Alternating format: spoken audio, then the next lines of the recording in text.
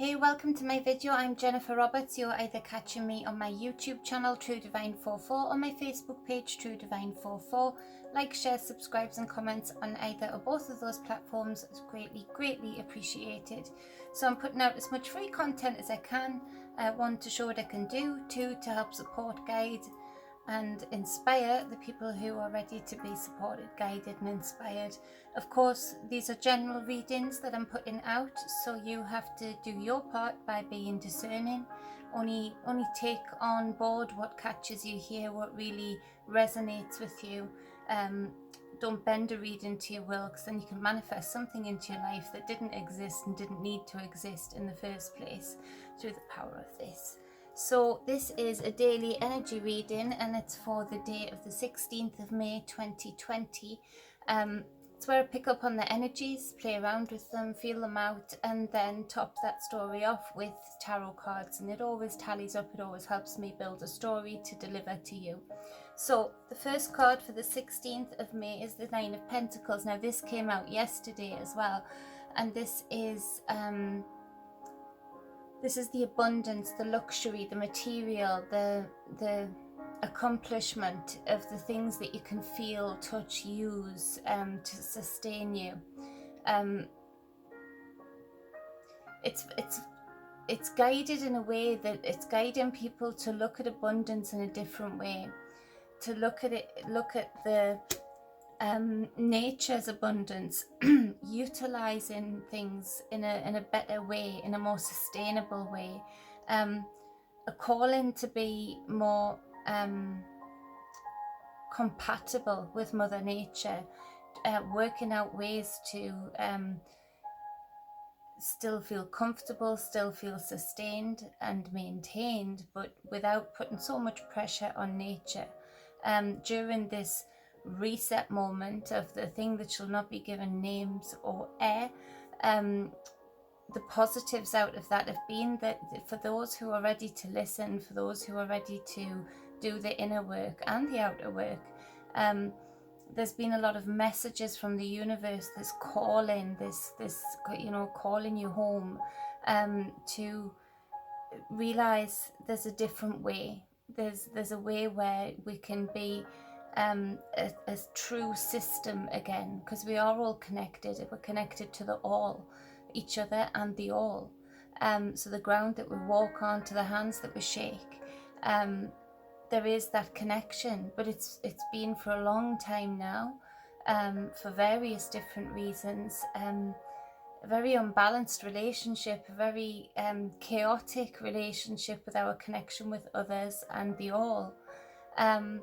This reset has made us evaluate a lot. It's guided us to look within. It's made us refine our idea of emotional health, physical health, abundance. What is that to you now? People were driven into panic mode, for things like toilet roll and certain veggies and things like that, and that does something to you, that puts you in that survival mode initially. But I feel that a lot of people have come out of that survival mode and out of that fear factor, which is awesome, because that's exactly what we need to be doing, to be showing no fear, no consent. And they have refined and reevaluated their idea of what is actually wealth, what is actually abundance, because just a few weeks ago I was worried that I wouldn't be able to get food.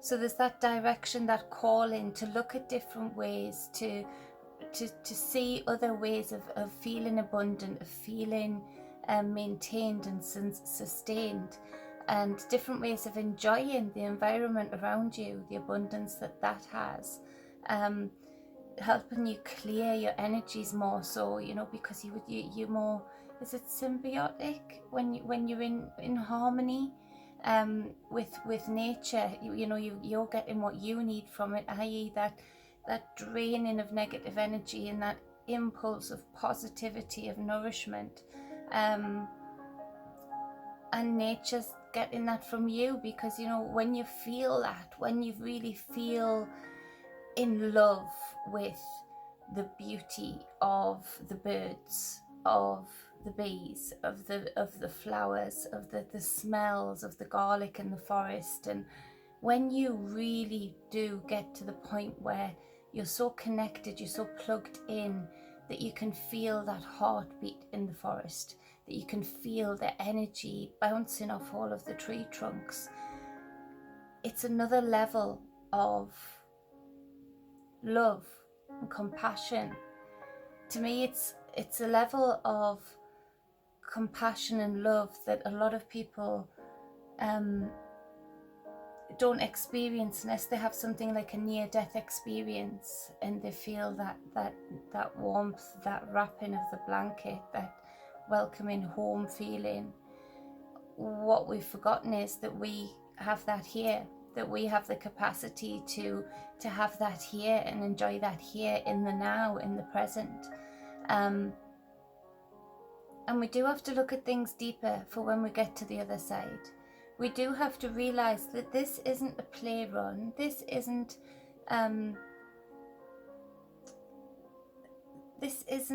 something to be nonchalant about.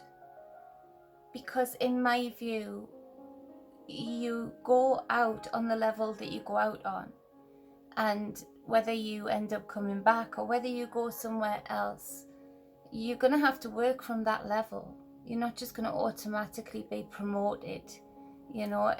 So that this is a preparing ground for other grounds, or even a preparing ground for coming back here, whatever the choice is made by you, hopefully. So there's that deeper connection, that seeking out of the more. Like this Nine of Pentacles to many can just mean, oh, money, you know, abundance, a fabulous car, a wonderful house, you know. But it means so much more. Of course it means all of that, of course it does, but it means so much more. It means plugging into the veins of creation and feeling that impulse of energy going back and forth. Plugging into your environment and the people around you, and being able to absolutely foresee, foretell and foreknow the way the land lies. It's a leveling up. So there's this calling, it was out yesterday and it's out today, of this continuous preparing of changing how we think about things here, changing what we place the most importance on, changing how we look at ourselves, changing how we look at others. It's this kind of energy, this kind of really plugged in Nine of Pentacles energy that that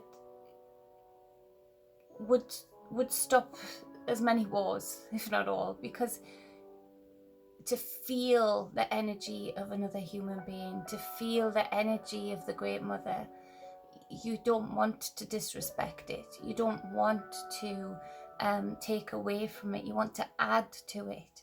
So it's important that we look deeper now at these cards. It's important that we look deeper now at the messages that we're being given and the guidance that we're being given, because we do need to level up. We do need to create a reality for ourselves, rather than allowing powers that be create it for us and determine it for us.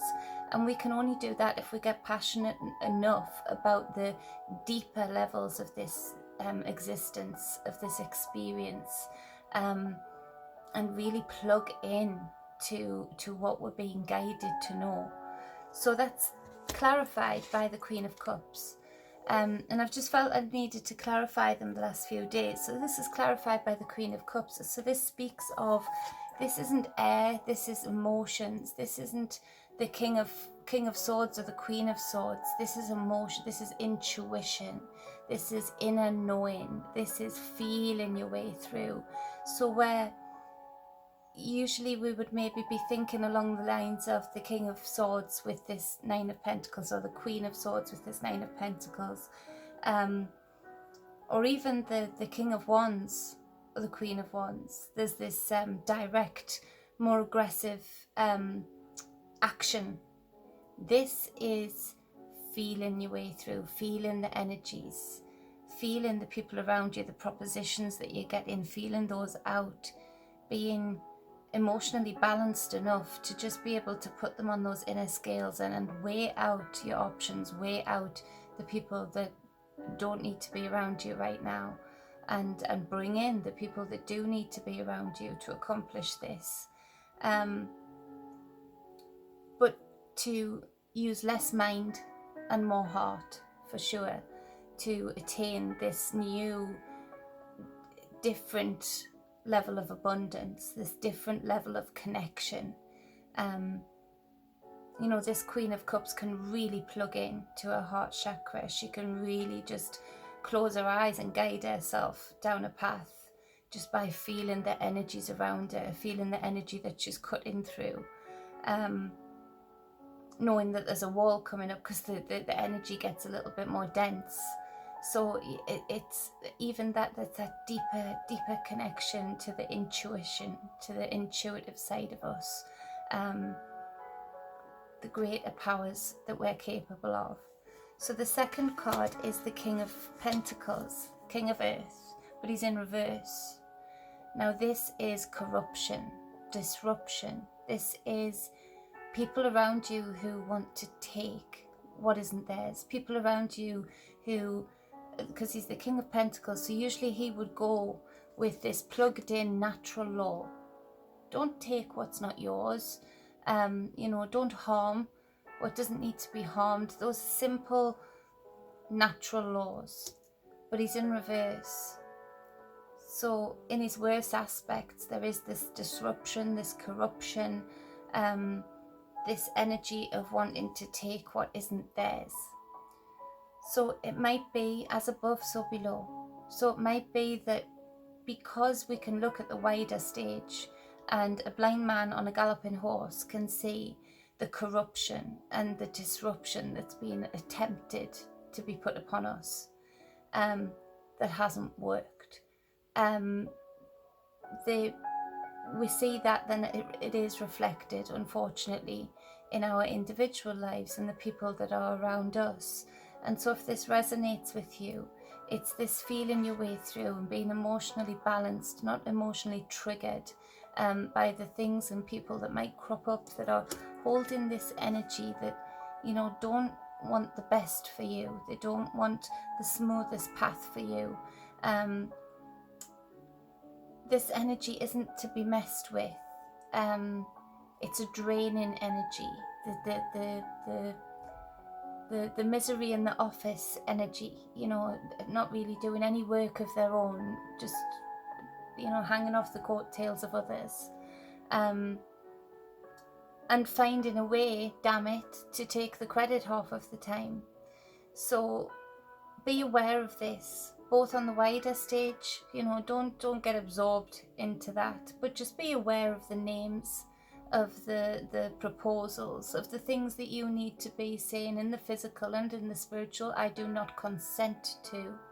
And don't give in to fear with those things. Don't give it the energy, don't give it the air, don't give it the breath,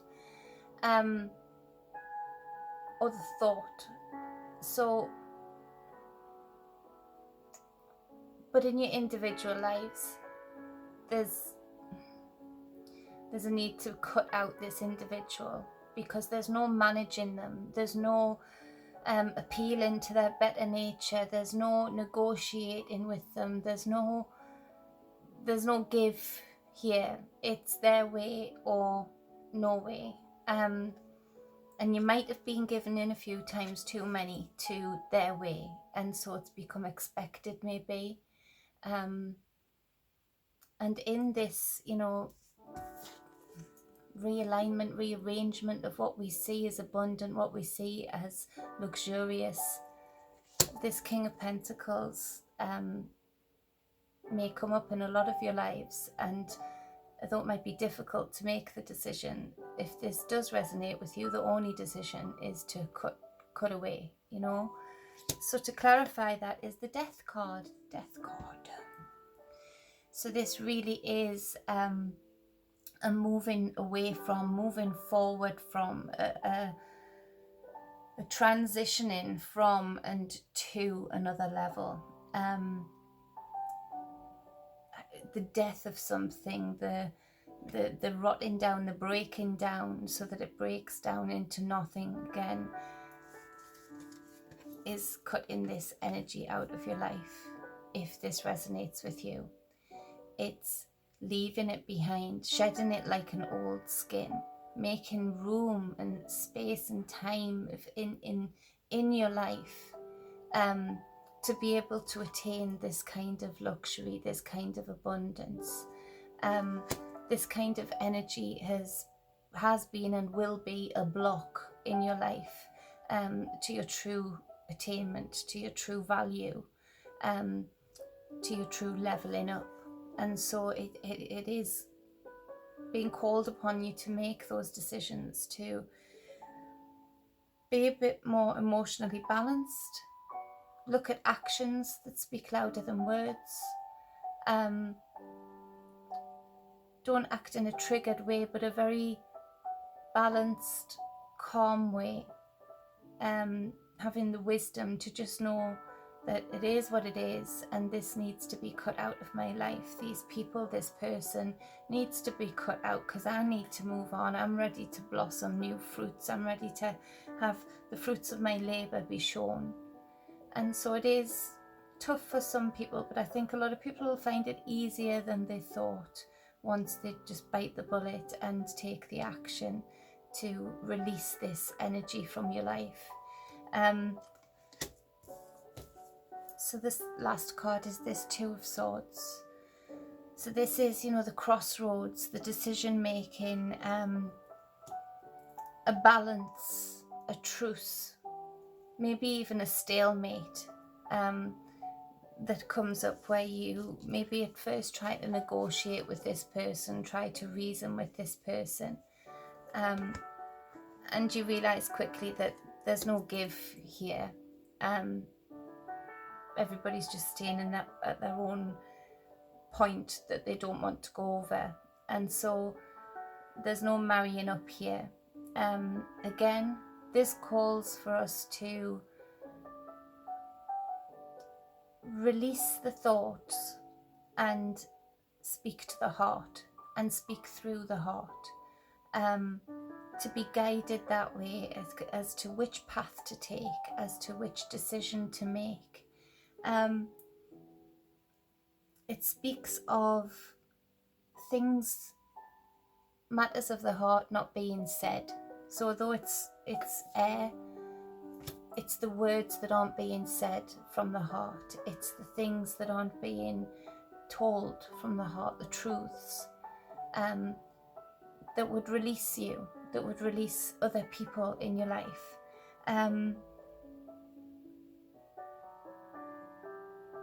It speaks to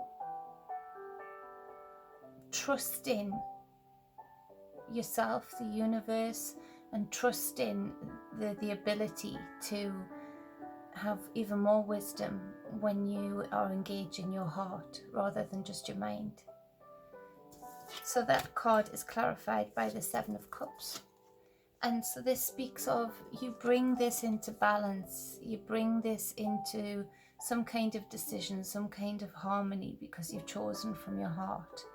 And it releases your energy to not be quite so scattered in so many different things. This is emotions again, it's cups. It's your emotions maybe being a bit drained into too many projects, too many things to do, too many people to please. And so this decision, this balance brings in a refinement of this, or the opportunity to refine this, even if it speaks of projects, ideas, things that you're passionate about wanting to bring into fruition. It brings in a less panicked feeling regarding this, the ability to prioritize, to choose which to go for first and put everything into it, and then go on to the next, and then the next, and then the next, rather than these castles in the sky. Too many energy drains, too many holes in your system here. bringing it back into focus is how you would go forward with this. So on the bottom of the deck, we've got this creative page, Princess of Water. And so again, it's emotions, and this is like the Page of Cups. And so this speaks of a real creative spirit, a childlike, artistic spirit, very intuitive, able to trust the guidance of the heart, able to go with it. And it speaks of news. It speaks of news going back and forth, of news coming in that you've needed to hear. Now, that might be news regarding who this King of Pentacles is in your life, or it might be news coming forward today of things on the greater stage that, you know, people have maybe been waiting for or didn't even expect, certain truths coming out. It speaks of children also, and I feel a lot of this time, that this pause, this reset, whatever you want to call it, that we've been put into, yes, some people have sunk with children, but a lot of people have learned how to swim with their children again, have learned how to fill a day with the child or children, to teach your own child. And there's been sort of a realignment and a greater value for a lot of people put upon the children. This has highlighted to a lot of mothers that I know and a lot of fathers that I know, the lack in the systems that we've been forced to filter our children through, the lack of knowledge that they're actually getting, the manipulation, the control that they're being put under within the school system, social services systems. And actually, I learned this in sociology, and it always stuck with me, in that it was, I can't remember the statistics, but that when a police presence was there, say at a football match, when there was a high police presence, there was nearly always a lot more violence. There was always a lot more problems. But then at times where there wasn't a high, similar situations, and there wasn't that high police presence, people weren't feeding off the energy of those adrenaline-filled officers ready to act. People weren't making the decisions to go into violence. There's something about too much control that makes us, the animals inside of us, want to break out and do the very thing that outside force, the police force, is controlling us regarding, i.e. they don't want violence, we're going to give them violence. It's that and it comes out in things like sports, because we're so controlled and held in positions in life. For dear life, you're fixed. You know, you do this, you do that, you do this, you buy a house, you have a child, you do. It's a template. So that speaks of the children having had a bit of freedom, to really get to know their parents again, and the parents to actually gain some confidence that has been stolen from you for so many years. More and more rights of the parents being removed and taken away and put in the hands of authorities. This has given us the opportunity to really get a hold of our children's path and guide them and inspire them along it, but for them not to be controlled, not all in the same uniform, not all with the same haircut, not all with the same rules for everybody, no matter what your level is, your IQ level is. It's been a more creative process, and that's beautiful, because they are beautiful building blocks for children. They are strong building blocks for children. They are the kind of building blocks where, you know, it's the child know thyself. And so the child knows thyself, like the core of themselves, before they could even hit teenagehood or adulthood. How awesome would that be if we were again producing children that were independent, that were divine, that knew they were sovereign and knew that this was their path, their journey, their choices will determine their experiences. To be given back that responsibility actually would stop our children getting into so much trouble, because they're not doing that animal thing of wanting to break out of these cages that they're put in all along the way. So this pause, this reset, that's another huge blessing for a lot of people that's been brought about, that reconnection with their children, that reevaluation of what you want your child to know, what's actually important for your child to know. You know, is it important that they learn how to plant a garden, or they learn how to cook something for themselves? Of course it is. That's sustainability. You know, it's so the things that weren't getting done even in school have been getting done. I've witnessed them with the children at home, and that's a beautiful, beautiful thing. But remember, the news coming through, be intuitive about it. Let your heart guide you as to what resonates with you and what doesn't. On the bottom of the other deck, the clarifying deck, is the Ten of Swords. And you know what?